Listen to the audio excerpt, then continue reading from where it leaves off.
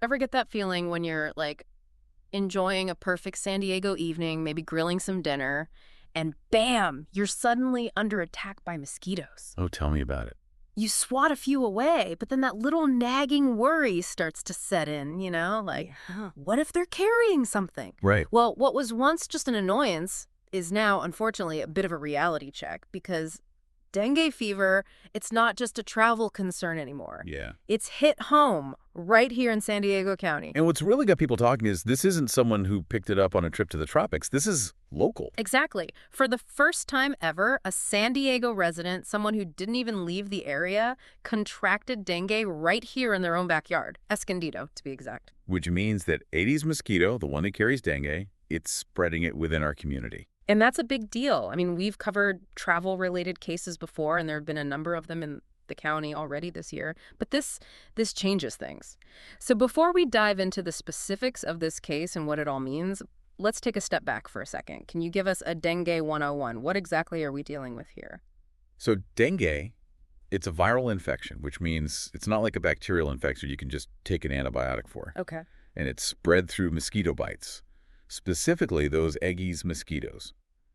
Now, the symptoms, they can be kind of tricky. How so? Well, some people, they get a mild case. They might feel a little achy, run a fever, kind of like a bad flu, and then they bounce back. Okay. But then you have folks who get hit with the more severe form of dengue. Yeah. We're talking high fever, excruciating joint pain, even internal bleeding in some cases. And to make matters worse, there's no specific treatment for dengue.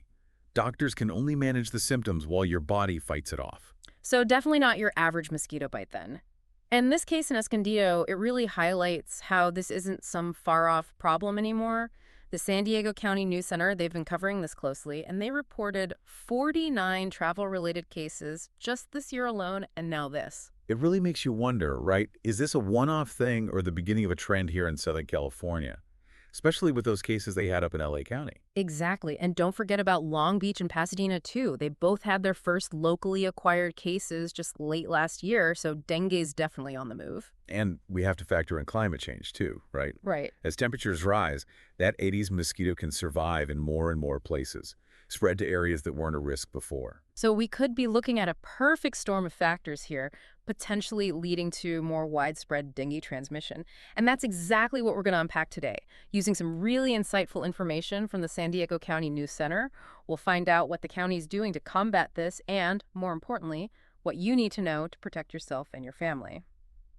So dengue, it's here, and it sounds like it could become a bigger problem down the line.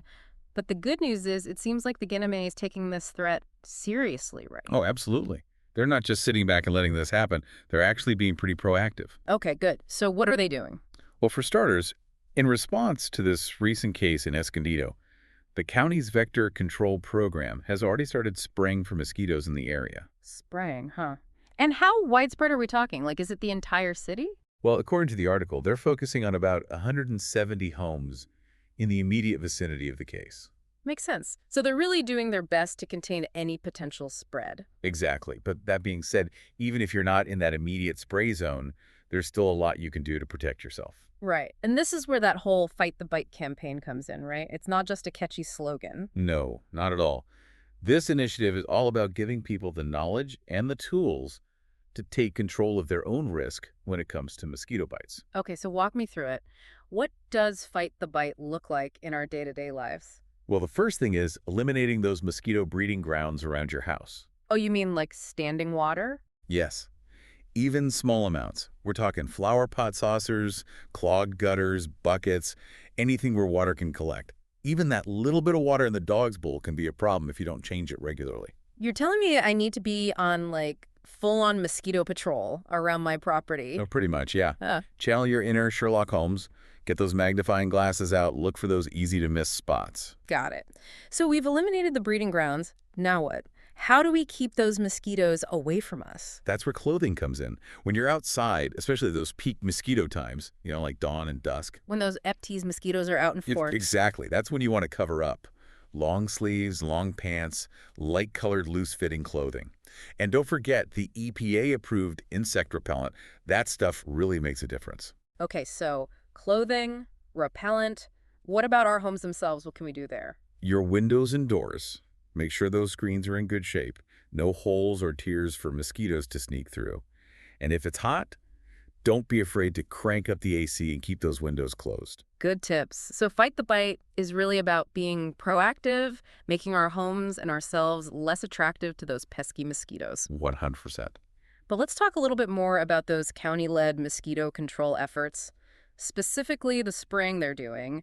The article gets into some specifics about the actual products and methods they're using. Yeah, they actually are very upfront about it all. They're using a pesticide called Aqua Do It, Aqua Do It. and they explain how it's applied, both with backpack sprayers for really targeted areas and trucks for wider coverage when needed. Now, I'm sure some people hearing the word pesticide might be a little concerned, understandably, about having that sprayed around their homes.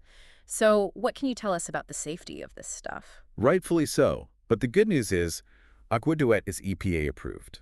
Okay, so it's been vetted. Yes, and the Camperdown County makes it very clear that it poses a very low risk to people and pets.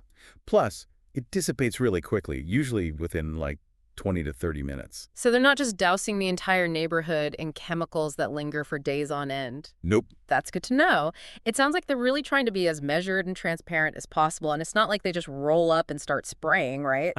No. They give people a heads up, don't they? Oh, absolutely. They notify residents well in advance, letting them know exactly when to expect the spraying and what they need to do to prepare. See, that's what I like to hear. Transparency is key, especially with something like this. It can seem a little scary, pesticides and all. Totally understandable. But the good news is they've got all the information readily available. Their website goes into great detail about the treatment areas, what precautions to take during spraying, like staying indoors, protecting your pets, all that good stuff. Okay, so they're being thorough. I like it. Yeah. And it's important to remember it's not just about dengue, right? These mosquito control efforts, they play a much bigger role. Exactly. We're talking West Nile virus, Zika, chikungunya, all those nasty mosquito-borne illnesses. These measures help protect against a whole range of threats. It's a win-win for everyone then. The county's doing its part to keep us safe, and they're giving us the tools to do ours. And speaking of tools, for our listeners who want to learn more about protecting themselves, where should they go? The county's Fight the Bite website, it's got everything you need, tons of prevention tips, the latest updates on mosquito activity in different areas, you name it. So it's like a one-stop shop for all things mosquito-related here in San Diego. Pretty much. Perfect. Well, we've covered a lot of ground today. Dengue right here in our backyard, climate change possibly making things worse, and what we can do to fight back. It's a lot to digest, for sure. But if there's one thing I hope people take away from this, it's that knowledge is power. Now that you're aware of this situation, you can make informed decisions to protect yourself and your loved ones. Couldn't agree more. We don't need to be terrified of every mosquito we see, but being informed and taking those simple steps to protect ourselves, that's what matters. Absolutely. So next time you're out there enjoying our beautiful San Diego, maybe having a barbecue, and you hear that telltale buzzing in your ear, remember what we talked about today. Take those extra precautions. Tell your friends and family to do the same.